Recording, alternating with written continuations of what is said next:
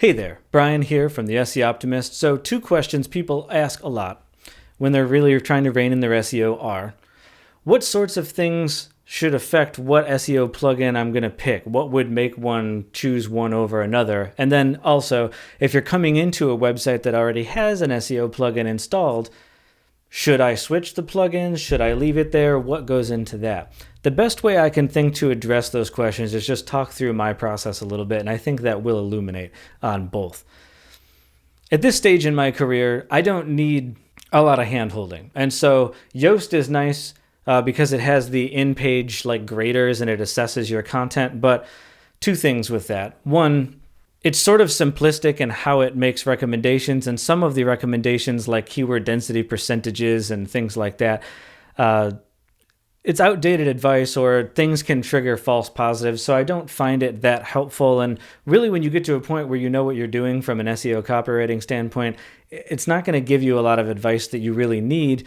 And if you have paid tools like Ahrefs or Surfer SEO, their page graders and things that help you write content and give you suggestions are way more powerful and actionable. And so if you have that, you don't need that out of an SEO plugin.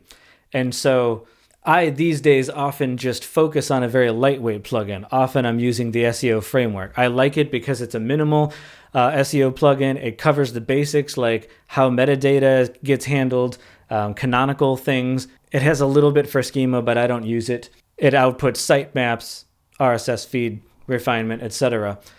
It has the basics.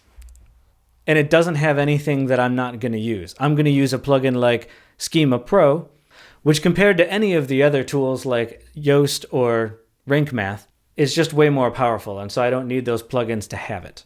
Now, those bigger plugins having all of that included features end up making the plugin itself larger and take more resources on your WordPress install. If you have super fast hosting, maybe you don't care.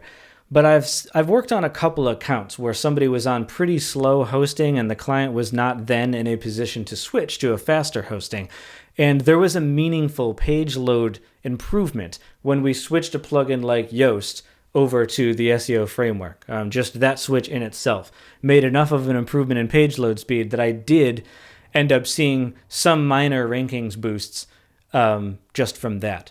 But I would say that in general, that's the only truth to saying switching a plugin could improve your SEO is just for page load benefits. I don't really think that any one of the plugins outputs certain optimizations better or more effectively than most of the others. Not enough that would be what would make you pick the plugin. And so, like I said, for me, because I'm just looking for lightweight and speed, I have other better tools to give me the data, so I don't need you to give me any data. I just need you, the plugin, to output what I'm giving you efficiently and well. That's where I'm at with that. That said, other than in a case where the hosting is really slow and I might want to switch the plugin to lighten that server load, generally when I take over an account that already has a plugin like Rank Math or Yoast or All-in-One installed, I just roll with it. It's cool.